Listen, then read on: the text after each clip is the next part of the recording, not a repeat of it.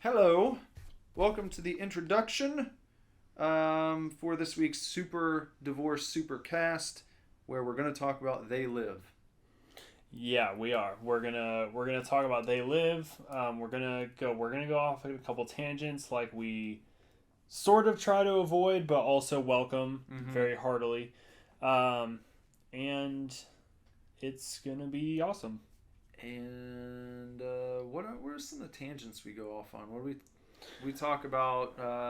We talk about parenting a little bit. Yeah, we kind of rehash our parenting podcast from a while back, Yeah. but we talk about how today's parents are dipshits. I'm not even a parent, and I think they're dipshits, but talk about that. Talk about adventures and lazy people. Yeah. Adventuring out for items that you want in the world and not just sitting around and having Amazon do all the work for you. But if you're going to have Amazon do it, don't go out looking for it in the first place and then not go 10 minutes farther. Right. Like, just have Amazon do it and be a lazy piece of shit. Right. Just pick one. Yeah. I mean, I order a lot from eBay and Amazon, but I order weird movies. I have Amazon Prime and get good use out of it, but it's typically for things I know I'm not going to find in a store. Exactly. Yeah. Yeah. So, stuff like that and some other things. And I guess, check us out on Facebook at facebook.com/superdivorce. Our old .com official website, superdivorceme.com, and on our homepage, scroll down to the bottom and sign up for our email list so you can keep in touch, get all the news immediately when it breaks. We're going to have a lot coming out soon here, so get on board with that. Yeah, we start recording in just over a month. Yeah. Just over a month, people. We're being serious. We're going to be up in Michigan for, 3 weeks in a row? 3 weeks in a row fucking recording a new album for you. So, we're not lying when we say, give us your email. We're not going to, spam the shit out of your inbox. No. But we will send you news and updates as things are happening, and things are happening. So, if you want to be a part of it, be a part of it. And if not, then why are you listening? What else?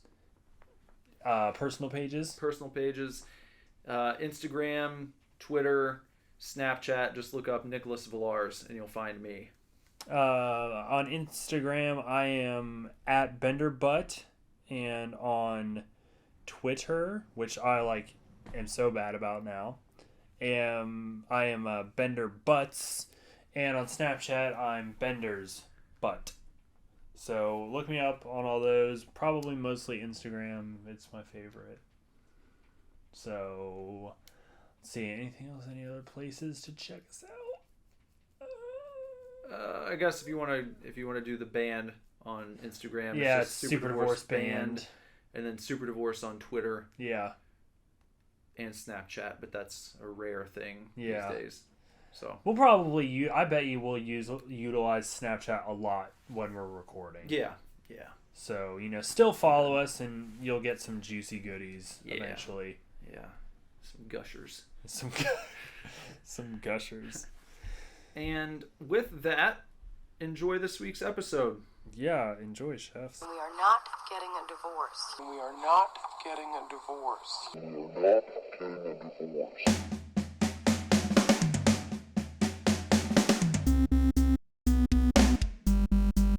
Hey there, man. Welcome to the Super Divorce Supercast. Nicholas here. And Bender. Today, we're going to talk about 1988's They Live, starring Roddy Piper. Yes, and Keith David. A John Carpenter film. A John Carpenter film. And one that, right off the bat, you thought is maybe on his weaker side. This coming from somebody who is a Carpenter fan, but not a Carpenter fanboy. Yeah. I've seen a number of his movies. I enjoy them. But I'm not jizzing my pants over him or anything like that.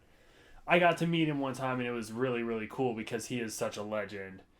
But I just kind of I was thinking about it earlier today, and I was like, I feel like They Live has sort of a classic 80s flow to it where there's really not a whole lot to the plot. I mean, it's kind of just like, well, Roddy Piper's this guy. Mm-hmm. And A drifter. he's a drifter. And nothing really happens for the first little bit of the movie except he gets a job on a construction site and there's some weird things going on at the church across the street. He goes and stays at the little shanty town they Yeah. have set up with one of the guys he's working with at the construction site. Who's also kind of a drifter. He's from Detroit. Yeah.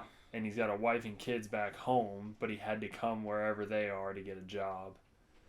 But then, like, it's all just kind of like la-di-da in the movie, and then he finds a pair of glasses and puts them on, and he can see aliens. And then it's just like, well, what are we going to do about these here aliens? And then that's the whole rest of the movie. They were apparently making the glasses at the church across the street. Yeah, they were. Across the street from the shanty town where all the homeless people in the area were staying. Some of the organizers of the shanty town are involved in this rebellion against them. Yeah.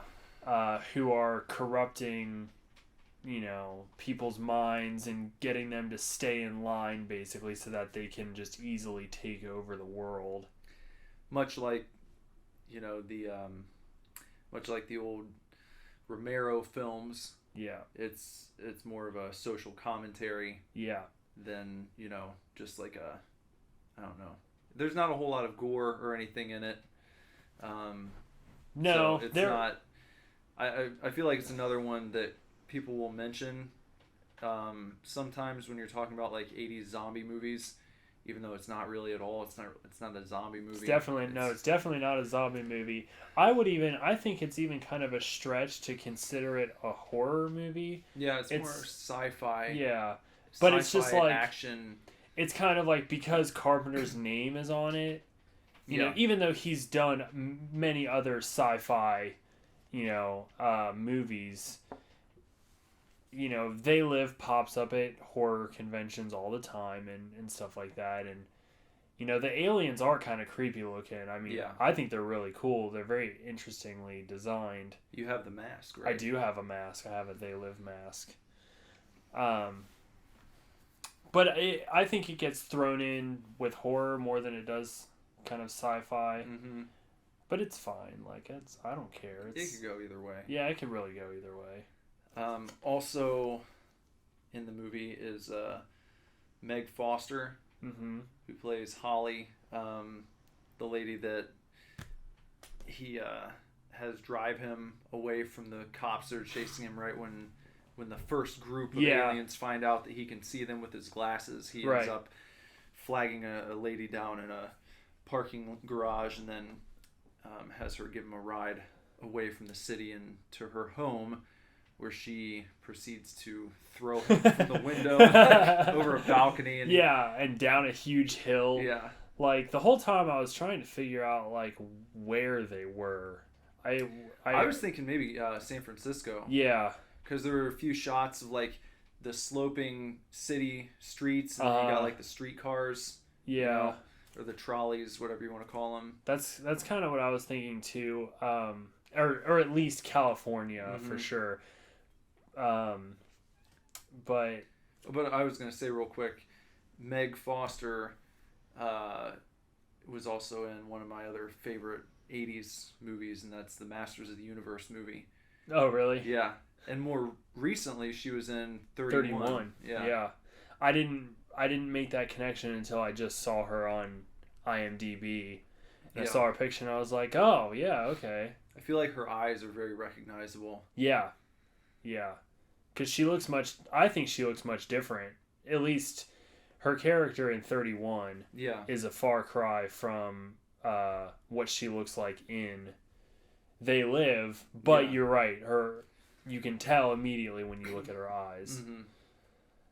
But, another thing about the movie that it's not a weak movie. It's just like sometimes I feel like there's not a whole lot going on. Like there's really only 3 characters, and it's like you have Roddy Piper's character who's never named throughout the whole film.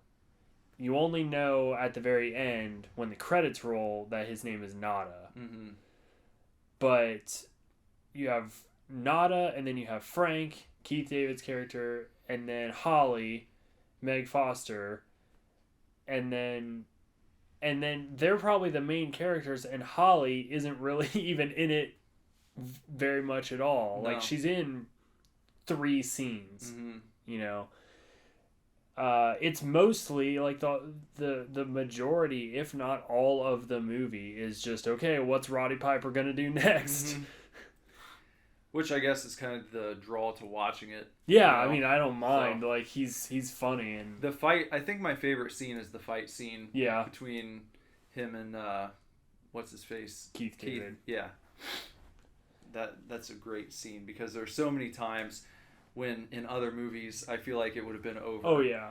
Like after maybe the first 10 seconds in other movies, but it hits like a stopping point and then it'll start again. Yep. And it does it like between 5 and 10 times, Apparently, I mean, I just read, but apparently, Roddy and Keith choreographed that whole fight scene, and they actually did every hit except for face and groin hits. Mm-hmm.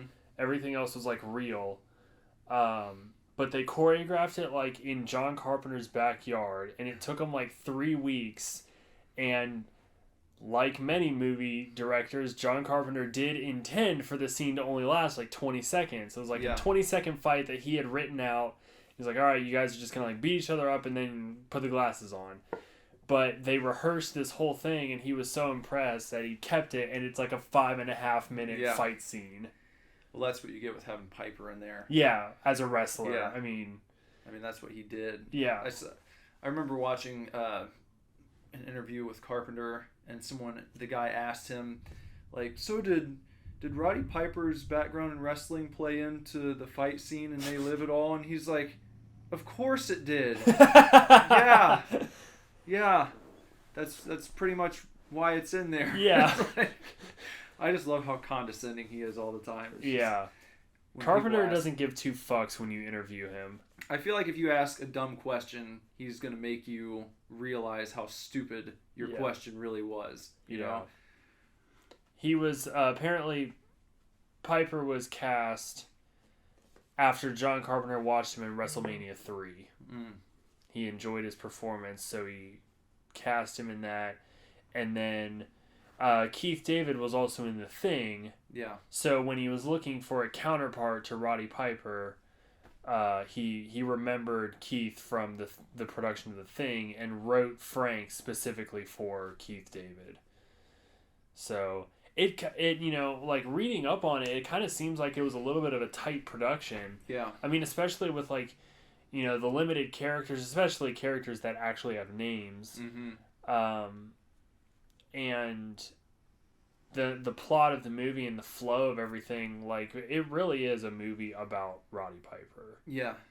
And there are only a few scenes that I can think of that might have really boosted the budget demands up, like the scene where where you had all the police storming where the hobos lived and they bulldoze everything, Right. I'm sure that probably cost a good deal to set all that up and knock it down. Yeah. And then also the ending with the explosion. That was because back then you don't just CGI the explosion and you're really blowing shit up, so right.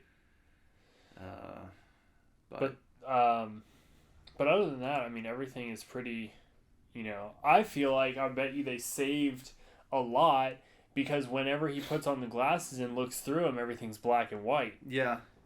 So there's something right there. Back when you're using film, I'm sure that probably that discounted things a little bit anyway. Trying to see if they have. Let's see. The budget was only $4 million. Yeah. So I mean, compared to what some movies are spending on their production these days, that's like chump change. It's for real. And it ended up making $13 million. So that's a pretty good return. Yeah.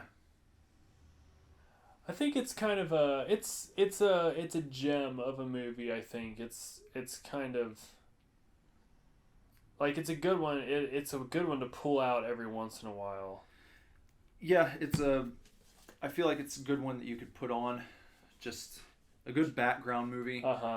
Where maybe you're doing something and a certain scene has you stop as you're crossing the room and you end up watching it for 5 minutes and but I'd watch it again, you know. Yeah. I'd sit down and watch it. I watched it with Lazarus, my son, and he loved it. After the movie was over, he went into his playroom and he got a pair of sunglasses and he came in and he's like, "Let's play the movie." He put them on and he's like, "You're an alien. I could see you." And I was like, "Oh, he can see us. He can see us. Get him." And then he just like pulled out the pistol and started blasting me. Oh my God. He's like, "Now you're another one." I was like, "Okay, I'll do a few." Yeah. He would have just kept going all day. But then we walked over to his grandma's house, and the whole way there he was looking through his glasses, like taking them on and off, seeing as cars drove by. There's one. Oh my God, that's hilarious. Yeah. Another 80s movie that I feel like, or really another horror movie, so to speak, that's really suitable for kids. I mean, it's not that bad. Not bad of a movie. No. You know, there's probably like a 20-minute shootout at the end of it. You know, starting with like the raid on the rebel camp, so to speak, and then. But pretty tame as far as like showing blood. Oh yeah. A lot of the gunshot scenes, it's just like a person grabbing their stomach and falling over. You know, like very old Western type of shit.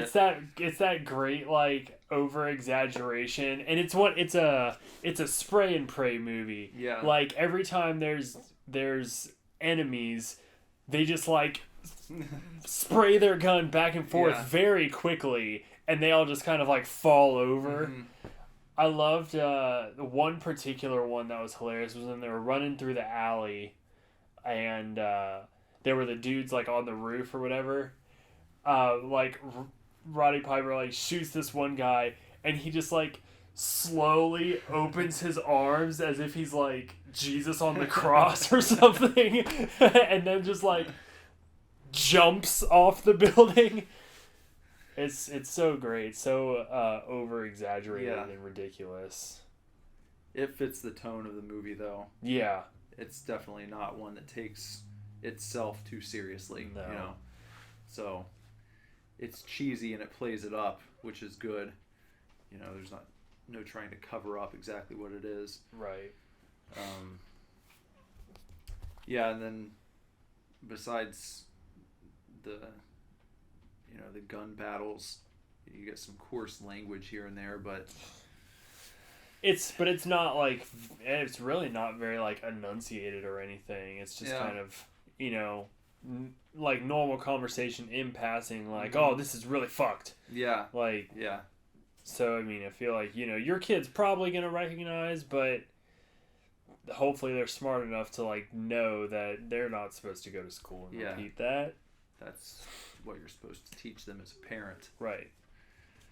I love the scene when he first realizes, like, what's going on when he walks into the supermarket. And, like, he starts talking shit to the lady at the counter. You're ugly! Yeah. And he takes his glasses off and looks at the other lady and he's just like, you're fine. Yeah. This one over here, formaldehyde face. The clerk's just like, hey man, that's enough from you. Yeah. It really is. It's good, silly movie. It made me, like, watching it though, I was a little bummed out that, like, I feel like Piper had potential to be like a bigger action star, to be honest with you. Yeah, I think so. Like, you think of a lot of wrestlers that have tried acting, and it's usually not too good. I think But, The like, Rock is about the only one that Yeah. has really kind of made a career out of it. I mean, Hogan tried, and he had like a few movies Yeah. that did okay, Right. like Suburban Commando. Oh Have you my ever God, seen that? no. Oh God. We'll have to watch that sometime and talk about it. All right. That's a good one. Suburban Commando. It's with Hogan and Christopher Lloyd. Okay. Christopher Lloyd plays the dad, and Hogan's like a futuristic. I can't even remember the plot all the way. Something like Hogan's a futuristic sci-fi dude from outer space, and he shows up and tries to assimilate into this family, and I don't remember. Early 90s schlock. Sounds awesome. Yeah. But I don't know. Other wrestlers. Oh fuck! I read that the Miz is. Did you hear about this? Yeah, he's going out for Booster Gold. Booster Gold. Yeah. Who I know nothing about. He'd be perfect. Really? Yeah. I've only read a little bit of Booster Gold, like back when I was really into the Blackest Night and Brightest Day. He was fairly big part of those arcs. But he would be perfect because he's just kind of a douche. I really think that he'd do a good job. My very limited knowledge of Booster Gold, I think the Miz kind of looks like him. Yeah. Yeah. Which would be cool. That'd be fun. It'd be interesting if he was playing Booster Gold, and then you had The Rock as Black Adam. Is he supposed to play Black Adam? Yeah. Is he? Uh-huh. That would be cool. Yep. I'm pretty sure it's been confirmed. Is he playing Black Adam in Justice League, in Superman 2? What's he in Shazam? In whatever they're whatever they're going to put him in, Yeah. that's who's playing him? Whatever they're calling their cinematic universe, I don't know. Okay, so he's playing it in the DCE. Yeah. Yeah. Or as far as I know. DCU. I don't fucking know. DCMU? Movie universe? Yeah. That might be it. DCMU. I don't know. Anyways, well, that's cool. I think I've heard that, but that actually makes a lot of sense. He kind of looks like Black Adam. Yeah. The way Black Adam is normally drawn. I think he'll do a good job. I hope they do something rad where, like, it's a different person, and then does Black Adam have the same like deal as Shazam where he has to like say something, and he I don't or know, is he to be honest always with you. I haven't read much of him, so okay? I'd have to look it up. The only thing I've ever seen with Black Adam was like the Shazam animated movie, and because I think like within DC, like Shazam is supposed to be as powerful as Superman. It's just like he's just not always Superman. Yeah. You know, he's also a child who has magic powers that turn him into Shazam.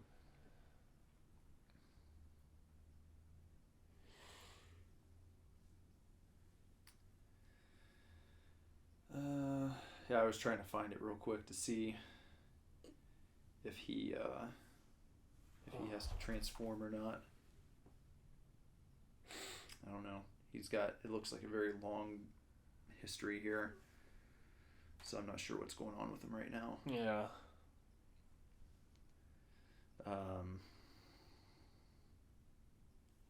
Yeah.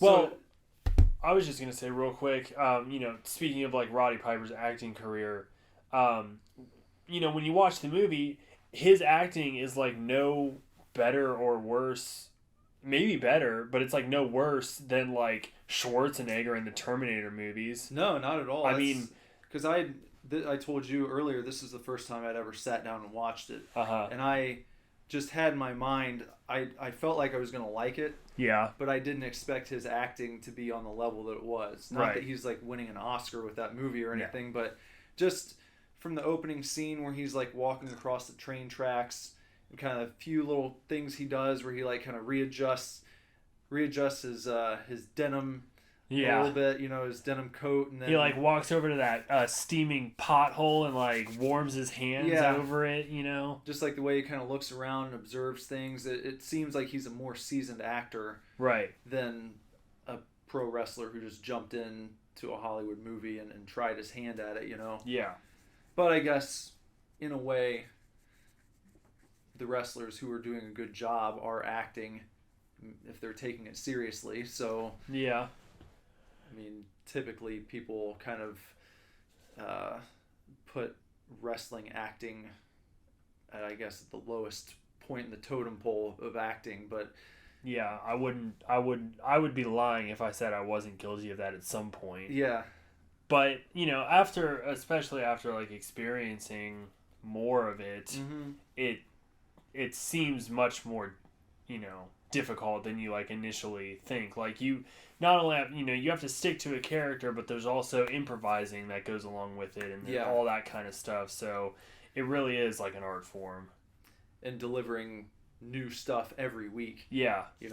With not much time. I from the way that Vince McMahon works, a lot of times they're doing rewrites like an hour before the show starts, and then they'll just give them what they have to do. And it's like, all right, here's what you got to do tonight. And so, and in wrestling, just like within the movie world, you do have guys and girls who are better than others. Yeah, you do.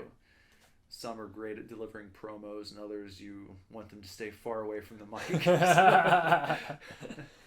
Well, and also on his acting, I read that the classic line, if you've never seen They Live, you've probably heard the line, I came here to chew bubblegum and kick ass, and I'm all out of bubblegum. But that line even was ad-libbed by Piper. It was his. Did you read the story of how that like worked into the movie? Like no, but all I read was that it was something he had thought of for his wrestling, and he worked it into he ad-libbed it at that scene in the movie. Yeah, I guess like Carpenter was looking for some good one-liners or something for him to say in the movie, and he was like, well, I've got this notebook full of shit that I've come up with, and he said I read that line and I was like, I'm using that.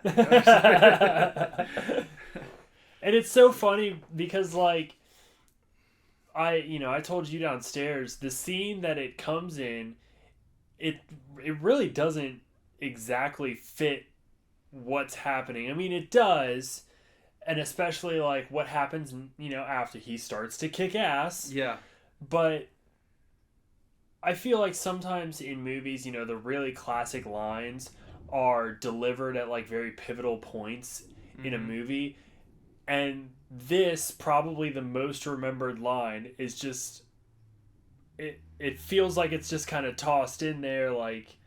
Because it's not after he's been kicking ass for like the entire movie. Yeah, exactly. Which is, I assumed that was when it was going to happen. Like having never seen it, but knowing that line was in the film, I figured that was going to be like his big thing, like 3/4 of the way through. He's like standing shirtless with a gun in each hand, and he like stands on a pile of bodies. Yeah. And somebody like, a giant alien is like, why are you here? Why are you doing this? And then he like says that line. Yeah. You're like, yeah, like kick their asses.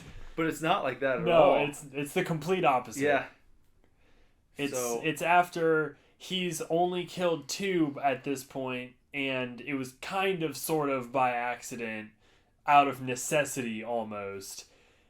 And then he just like steals their guns and happens to walk into a bank and then line, and you're like, oh, okay. Guess we're gonna do this. Guess you're gonna kick ass now. And then he pretty much, for the rest of the movie, then he kicks ass. But you know what? It is kind of like a transformation in his character. Yeah. because up to that point, he almost has like this kind of hopeful innocence about him. He even says to Keith at one point, to Frank, yeah, he's like, when Frank's like kind of bitching about how bad of a time he's having in life, yeah, and like getting laid off and there's no place to work and these crooks are taking all our jobs from us and blah blah blah, and then and then Nada is just kind of like, well, I just let life come to me, just play by the rules and eventually everything will be fine. Yeah. And then come to find out that the rules are being constantly altered and even written by these overlords from the Andromeda Galaxy. Yeah. And then kind of all caring goes out the window at that point. So I guess maybe it does make sense when you examine it that way. Yeah. Because he's just had this revelation where he's like, well, shit.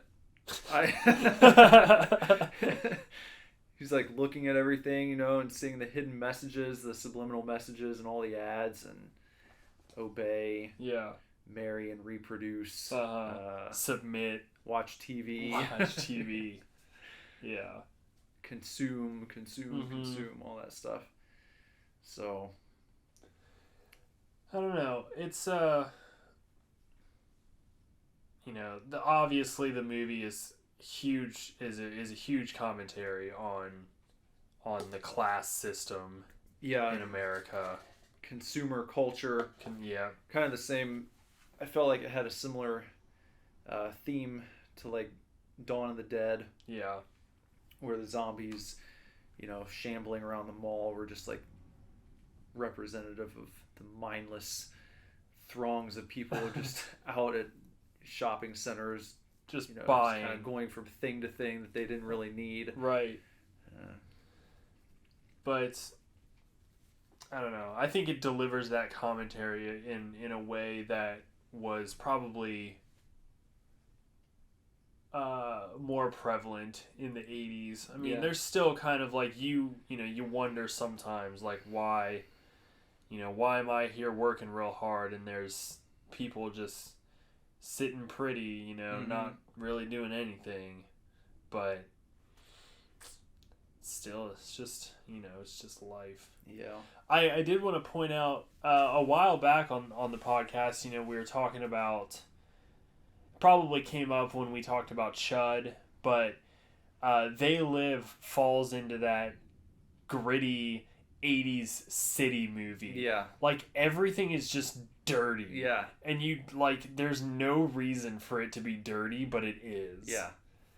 So if you guys want to watch a movie like that, see what I've mentioned before about these like grimy city, New York horror movies, They Live is a good place to start. It's not set in New York, but it's the exact same feel.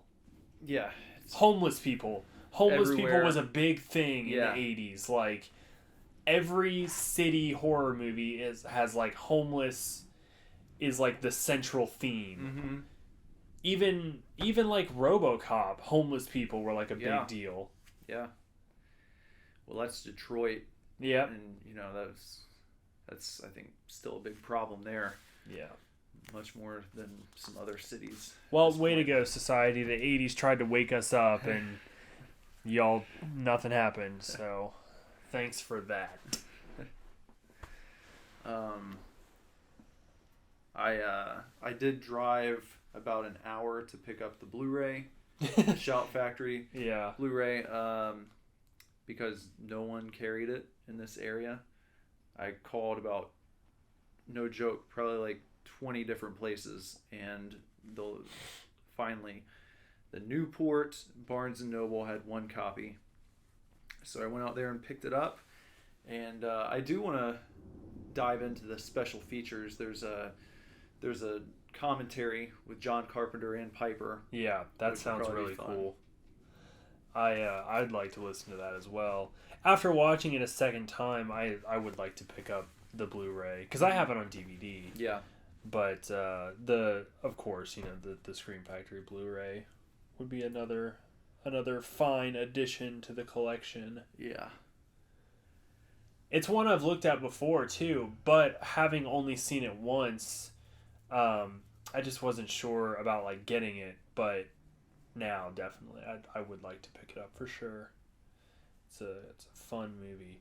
Kind of sits up there with Night of the Comet for me a little bit. That's what I was thinking. It has a very similar tone to Night of the Comet. Yeah. And I think a little more, I would say quite a bit more action. Oh, yeah. Than Night of the Comet Definitely. does. But still, it kind of seems like it's targeting the same audience. Not really. Doesn't really take itself seriously. Yeah. It's just kind of a fun, silly movie that really is like it's trying to send you a message. Yeah. It's not subtle about that. Yeah. Yeah. But you don't have to be a film student to figure that out. Not even a little. Yeah. And I feel like there's room for a sequel if Carpenter ever felt like it. I don't think Carpenter feels like doing anything these days. No, but maybe if his son wants to make movies at some point. I'm pretty sure his son's a musician. That doesn't surprise me. Because I think they were on tour together. Yeah. Well, Carpenter, I think, did the music for They Live. He was in the opening credits as the I don't know. Composer, that's right. Yeah, couldn't think of it. Yeah, I don't know. I think I'd love a sequel. I think it would be fun if it'd be fun to see the aftermath of. Yeah, like what if it's not, they do it nowadays, but it's not a remake. It is a straight up sequel, and it's like how the world then has to deal with, the revelation from the end of the film. Yeah. What would you do? That would be kind of interesting. You could either pick up now, or you could just make a retro sequel. Yeah, that would be fun. That's hip these days, Be fun too, because the movie does end very abruptly. Yeah. I would like to see that, to be honest with you. I would much rather see franchises start picking up where films left off in the 70s or 80s and just continue the story. Right. Because you can. Uh-huh. I don't There's think no reason you can't. We don't need to continue rebooting everything, And especially with access to the originals being so easy these days. Uh-huh. Chances are, if there's a sequel to a movie that came out in 1978, anyone who's interested could go and watch the original on some streaming site. Probably. Today. Yeah. No matter what it is. So it's not like people wouldn't have an opportunity to figure out what's going on. Yeah. What did I read? I read they're going to remake The Great Outdoors. Did you ever see that movie? No, but I know what it is with John Candy and Dan Aykroyd. Yeah. Read the remake is going to star Kevin Hart. I'm just I don't get remaking comedies like that. No. I don't get remaking Overboard, which they're doing. It just doesn't. There's you can remake horror day in and day out, because it can always be somebody else under the mask. Mm-hmm. Certain characters, we all know the Freddy remake, the Nightmare on Elm Street remake wasn't that good because Robert Englund didn't play Freddy. There's exceptions, sure, but you can put just about anybody under that mask or in that makeup, and they can kill any amount of faceless teenagers. Mm-hmm. I mean, sure, remake horror all day long. I don't care. Even if I don't watch the remake. But comedies, I don't understand. Everything in a comedy movie is associated so closely with the actors in it. Yeah. Because, Christmas Vacation is funny because it's Chevy Chase, right. Or I don't know. You know, Billy Madison. yeah, it's funny because it's Adam Sandler. If you remade Billy Madison and put anybody else in that role, it would be ridiculous. But I could see them doing it. Hey guys, guess. this is going to be great. We've got Billy Madison starring James Franco. And, Yeah. like, I like James Franco, but yeah, I don't need a Billy Madison remake. Right. We don't need comedy remakes, in my opinion. It's No. just, unless you're going to do something so different than the original, where, like, I don't know, where the story would benefit in some fashion by being done in modern times. But to redo something that came out in like the late 80s today, yeah, there's a lot of difference between then and now, but not enough to warrant a remake of a movie, in my opinion. No. I feel like if you grabbed like a classic comedy from the 1940s and wanted to do it in 2017, that's a little different because the times are so drastically different. Well, it's like that's like remaking. I don't know when I think it came out in the 90s, maybe early 2000s, but Rat Race was a remake of It's a Mad, Mad, Mad, Mad World. Yeah. But so like same thing, but that's exactly what you're talking about. The first one came out in probably the 50s. Yeah. And then they didn't remake it until the late 90s, early 2000s. Yeah. So, remaking something 20 years later is just unnecessary. No. And I feel like comedies, not saying that I would be able to sit down and write one tonight, but I feel like if you wanted to, you could find a comedian or a few comedians out there who are active. If you really want a comedy, you could probably go to them and say, hey, we want an original comedy movie that people are going to be into in 2017. And I feel like that would be much better than saying, hey, remember Overboard with Kurt Russell and Goldie Hawn? Yeah. And the charm of the movie was like the fact that they were together in real life, and it was kind of cute seeing them on film as this like odd couple. And there's a whole lot more that went into it than just chick falls off a boat and then this guy picks her up. Yeah. And now with the new one, I read that it's like, oh, well, the genders are reversed. So the rich guy falls off the boat and then is saved by the girl. So? Okay. Like, that's all. Is that all you got? You know? And who are the actors? A dude I can't even remember his name, and the lead actress is the girl who was in Scary Movie. What's her name? Anna Faris? Yeah. Really? Yeah. And I'm just like, I'm not jumping at the chance to see that movie. Yeah. That version of Overboard might be dead in the water.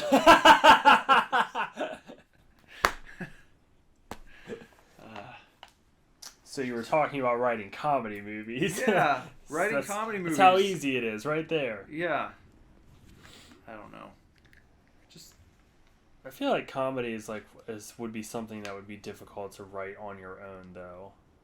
Like, I imagine almost every comedy movie that comes out, it's like a team of writers, much like they do, television shows, like even like South Park and Family Guy and stuff. They're like they alternate their writing staff. I feel to bring fresh content in, because with a comedy, it's easier to get the good ideas flowing, I think, when you're talking to at least one other person. Right. Because you're kind of shooting the shit, and it's like, oh, but what if this happened? And then your friend thinks of something that could improve that, and then you start cracking up together. I feel like that's it's not really an experience that I can recall having with myself. Yeah, exactly. It's like, well, what if?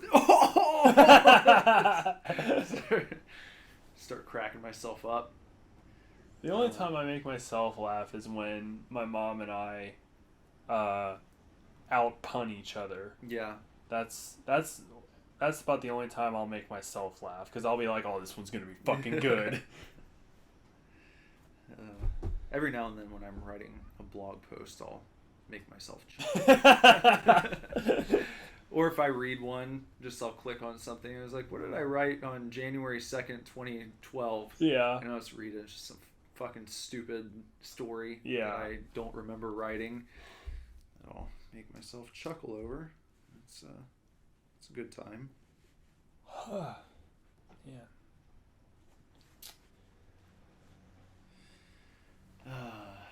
Well, So, any last word on They Live? this might be topical. I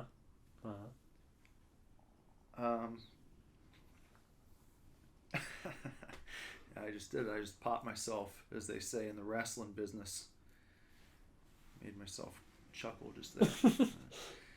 I just wanted to share my latest blog post with you guys. Did you read this one? No, Have you read any of no. this?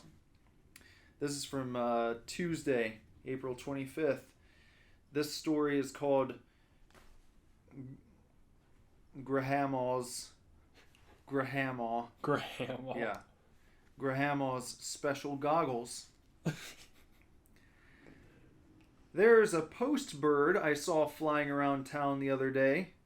He was carrying a letter from Pittsburgh, Stencilmania, over to Sandristo, Barashornia. I know because I used my special goggles to see. See how this is topical? Oh, okay, yeah. I didn't even plan this. Yeah, my grandma gifted me them last year for Creftus. And I've been using them a lot since to look at stuff I wouldn't normally be able to see with my naked peepers. Love my grandma, and I love my special goggles so that I can see really far away stuff. One time I saw a guy poop his pants.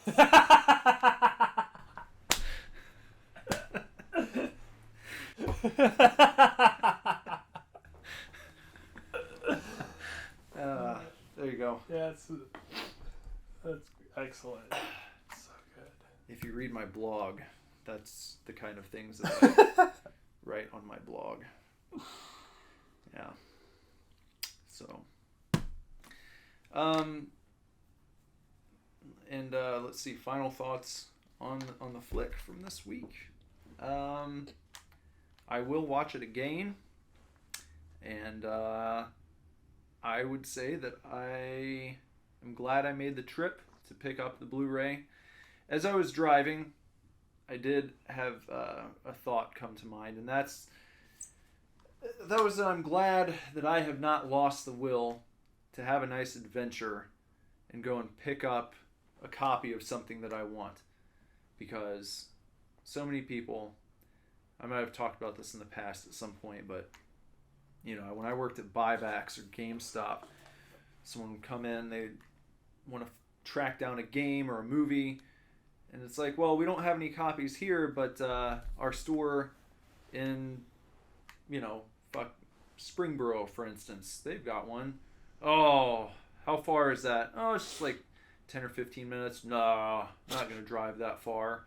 And people would always say that kind of stuff, and it just like got under my skin so much because I always enjoy that. Yeah. If I go in someplace and they're like, oh, we don't have one, but our store, 20 minutes away, they've got one. Oh, great, no problem. That means I can go and pick it up today. Right. Call them and tell them to hold it for me. Exactly. I'll be right there. Yeah. And it's exciting. And then Yeah. you zip right over, and that's what I did on the phone when Barnes & Noble told me. It's like, yeah, we have one copy. All right, can you hold it? Great. I will be there this afternoon. And that's that. Yeah. And I had a nice little drive, and it's a good time. I bet. You come home with your little loot haul, and it's an accomplishment. But no, I'll just find it on Amazon, I guess.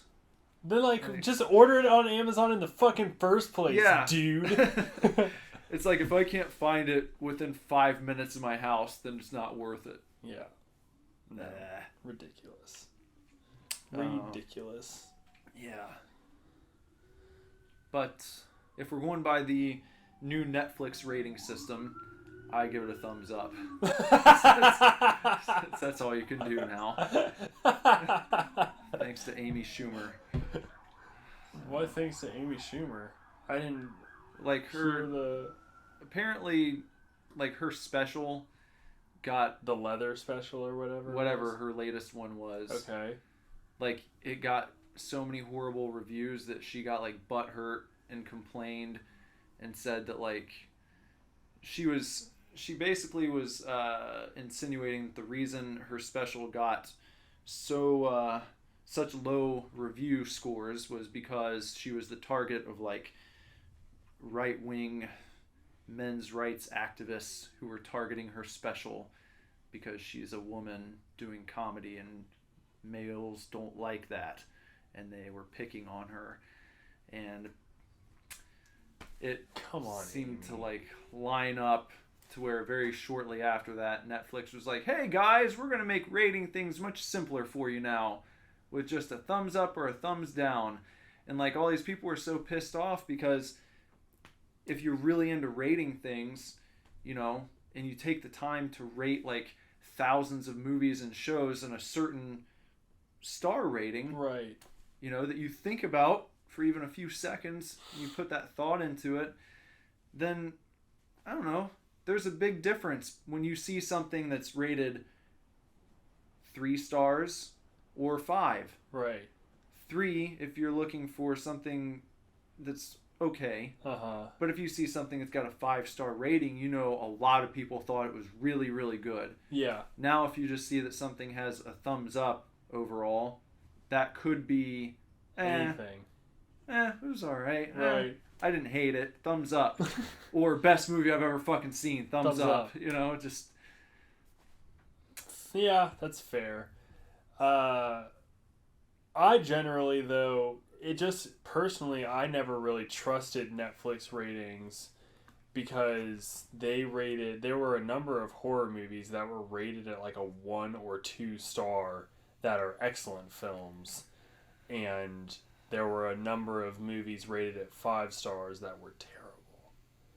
Such as, most recently, I will say Finding Dory is rated, I don't know, maybe it wasn't rated at all, but I would imagine it would be rated 5 stars because it's Disney, it's Pixar, and it's Dory. Not a good movie. No? I did not care for it. Finding Nemo, fine, great. Finding Dory, exact same bullshit, not any funnier.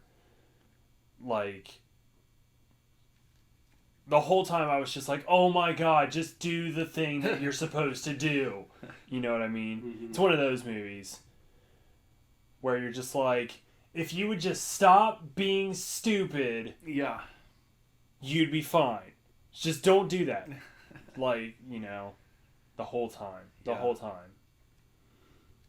You're like, when is this going to work out? Because it's going to, because it's a fucking Disney movie. Yeah. So you're just like, okay, let's just get to the point here. The point is Dory finds her fucking family. Now, be happy. So you're just frustrated the whole movie. But, yeah. Well, that's our sidebar on Finding Dory. Why is Amy Schumer complaining too? She had a fucking TV show. Like, for a stand-up comedian, your own TV show is like, that's like, well, and then I guess you can do movies. And you become but she's in a movie now. With Goldie Hawn. She's been in several at this point, you know? I don't know why she's complaining. Like, I've never found her funny, to be honest with you. Some of her stuff on the show is funny. I don't think every bit is like a knee slapper, but I think she nails it from time to time. It's all about being a little chubby and having sex. That's her entire basis for comedy.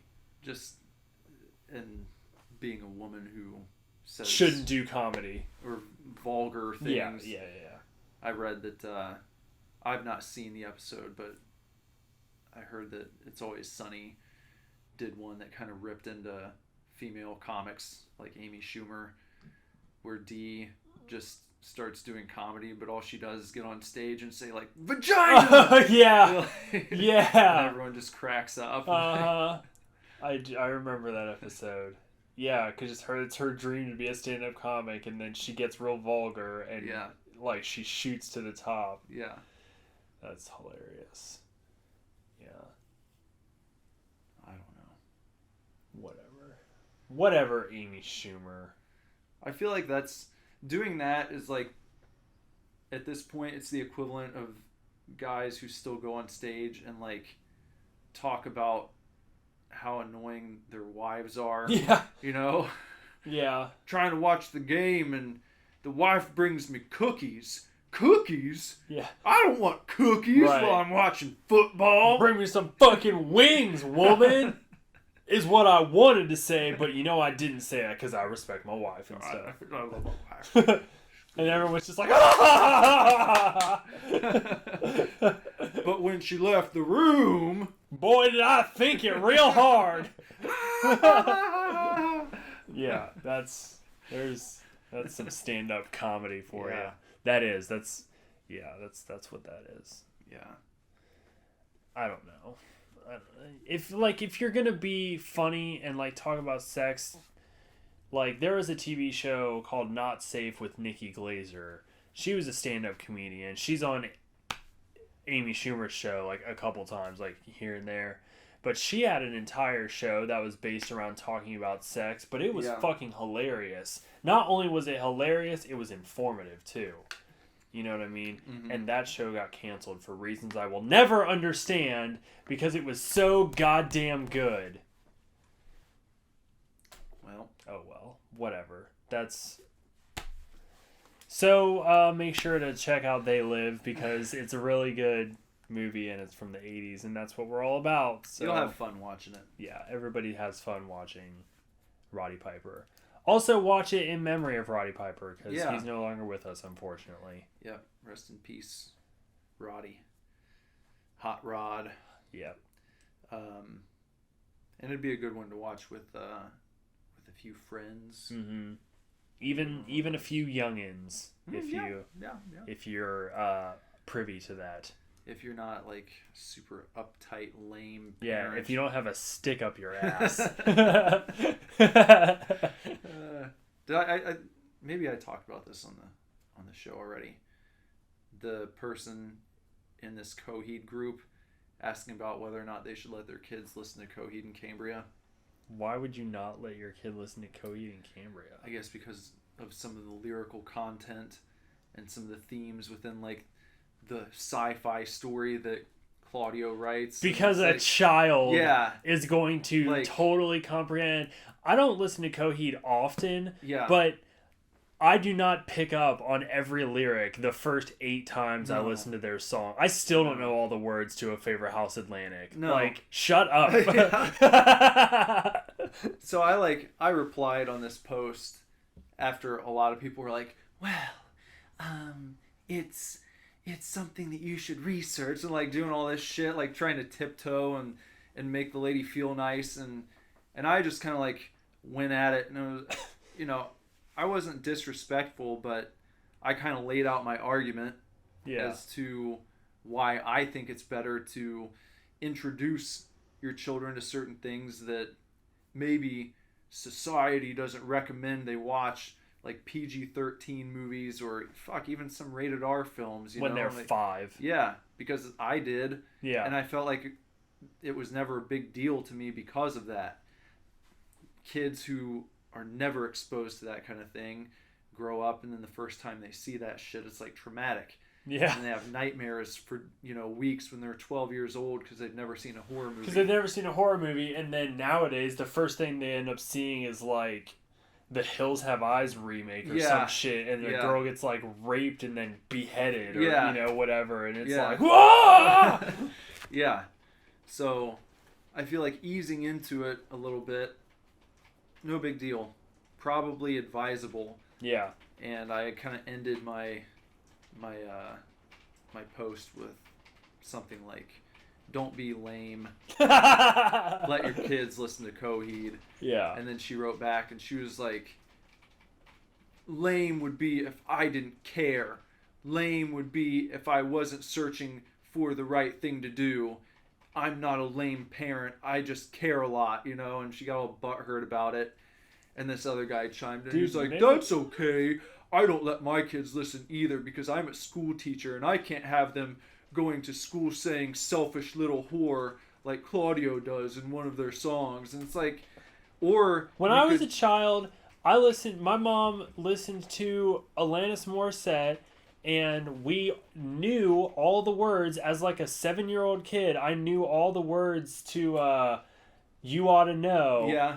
And as a 7-year-old, or maybe 8 even, I don't know how old I was, but I was young, I knew and also didn't think anything of it that in the part of the song when she says, "Are you thinking of me when you fuck her?" Yeah. In the car, I would reach forward and turn down the radio and then turn it back up like after that part because I knew that word was inappropriate. Yeah. But my mom liked the music. I liked the music because, I was at the mercy of what my parents listened to. Yeah. I also listened to like Red Hot Chili Peppers and not Californication. Like I was raised on Blood Sugar Sex Magic. Mm-hmm. That album has Suck My Kiss on it. Yeah. But that's what I listened to. And it's okay. I'm fine. And your mom was a teacher. Yeah, she's yeah. I feel like that's even more reason why you should be able to let your kids see or listen to certain things that are more adult oriented and be like, you don't say this. Right. I'm going to teach you what this means. Yeah. And the proper context for its use. And the fact that kids don't say this kind of stuff around adults anyway. When kids go off with their friends, it's a free-for-all. It's not Peanuts. It's more like South Park. It is. So, but I always knew if I'm like walking around with my friends and I go into a store and they're adults, I'm not like cursing and being a little shit, Right. I don't know. So I think parents today don't give their kids enough credit. No. I think kids are way smarter than we think they are. And I just mean that in the sense that like they are smart enough to differentiate like what's good and what's bad and like what you should and shouldn't say and blah blah blah and stuff like that. They have slip ups when they're younger. Like my niece when she was like 4 or something came downstairs and announced that she was ready for her fucking play date. Like there's a point where they don't get it and then there's eventually a point where they do. Yeah. You just got to teach them. Mm-hmm. That's part of it. But I guess it's easier to just avoid the whole thing. Yeah. And then you don't have to bother. And then blame everyone else when they mess up. Yeah. Because it's never their own kid's fault. Did you read that blog post from that lady? We posted it on our band page, I think last week, where she like tried raising her kids the way that her mom did in the 80s for a week.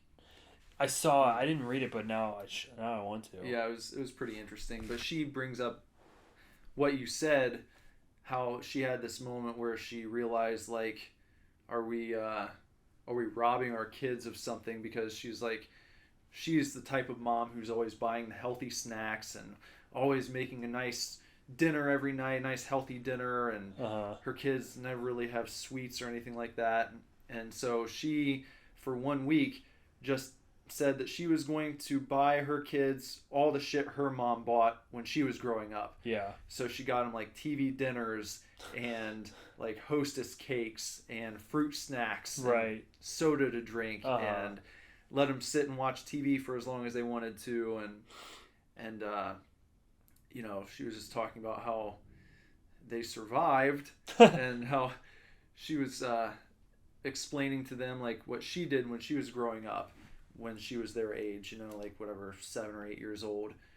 And she talked about how when she was explaining to her kids that when she was little, she would go out with her friends and they would just roam the streets in the neighborhood and go up to different kids' houses and knock on the door and say, "Oh, can so-and-so come out and play?" And when she was describing all this, her kids like were staring at her like horror stricken, and they were like, "That sounds so scary. You mean you went out without your parents with you?" Like they couldn't even get their heads around the idea that a little kid of that age could just like go out in the neighborhood And Mom and Dad would say, come back before it gets dark. Uh-huh. You know, when the street lights come on, get back to the house. But they couldn't, like, comprehend. They're so scared of someone just coming up and taking them, or something horrible happening where that doesn't even register. Right. It's really weird. So, I'll have to go back and read that. yeah. Sounds interesting. Yeah. All right. Well, I guess. Yep. Long-windedness aside. Yeah. They Live. Great movie. Thumbs up. Thumbs up. And stick around. We'll see you out of here. Yeah.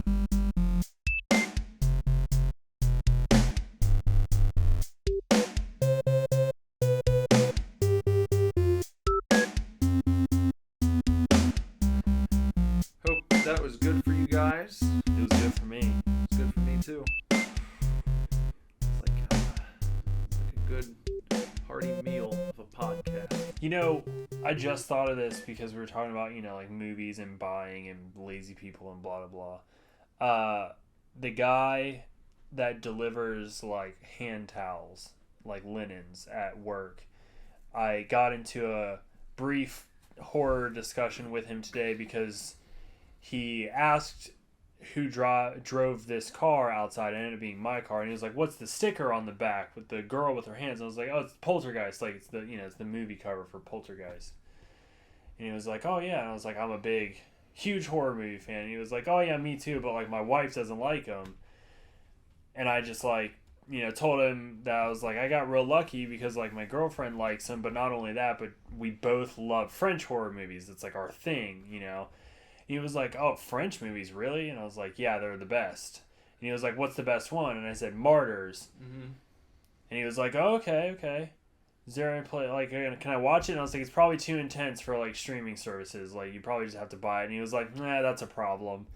And I was like, well, I mean, he's not much older. He's probably, like, in his mid-30s. Yeah. I was just like, well, that's on you, man. Yeah. Like, if you want to watch it, cool. If not, It was a problem that he had to buy it. yeah, probably because, like, well, and the thing was, I was kind of like, not everybody likes to buy movies. Yeah. You know, you and I are huge collectors, and we Yeah. like having. Not everybody buys movies, so I get it. You know, I get that, but I also feel like you're totally missing out on a lot of stuff if like that's just not an option for you. Yeah. I mean, why not just buy it and then take it to, like, a secondhand store and sell it back or something, you know, if you're that concerned about either not having it clutter up your house or not spending the full amount on it. Yeah. I don't know. Whatever. Anyways, that guy should watch. Crybabies. He's probably not even really a horror fan. He's just making nice conversation. Yeah, probably only watches G-rated I movies. How lame are G-rated movies, by the way? don't remember the last G-rated movie I watched. I think even most animated films I watch are PG. Yeah. I feel like the only G-rated movies you ever see are, like, the ones that are made for the Christian network. You know, Veggie stuff Tales like and that. stuff. Yeah. God, now I want to track down a G-rated movie. I wonder what... I'm sure old Disney movies are rated G. Yeah, probably some older ones. I'd be interested... This would be a good topic of discussion at some point, to track down and figure out what the edgiest G-rated movie ever released is. Edgiest? All Dogs Go to Heaven? Is that rated G? I don't know. There's a depiction of hell in that There movie. is. That's scary. Yeah.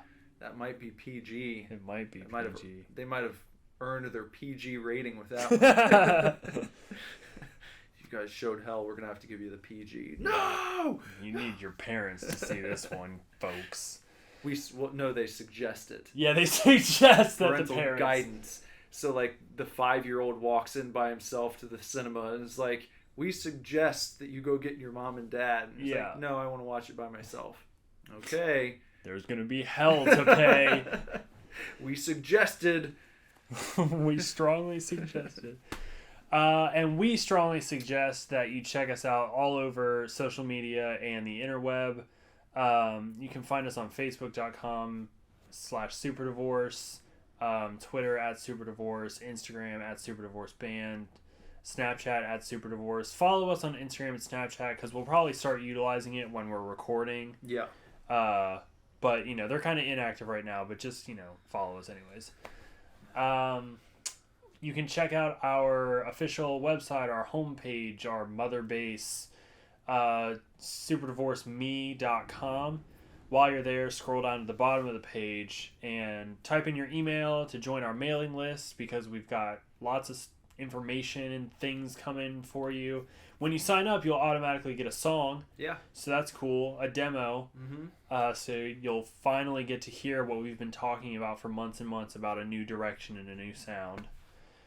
If you want to follow me on social media, you can probably find me on Facebook because I opened it up to public adding. Still no assholes. Really nobody. But you can find me on Facebook. You can find me on Instagram @BenderButt, Twitter @BenderButts, and Snapchat @BendersButt. Nicholas over there is super fucking easy. He's just @Nicholas Villars for all of your social media necessities. Wherever you go, I'm right there for you. So that's this week, and we'll be back next week. And until then, hope that you guys have a great time, and go watch They Live. Yeah. Enjoy, chefs. Super divorce.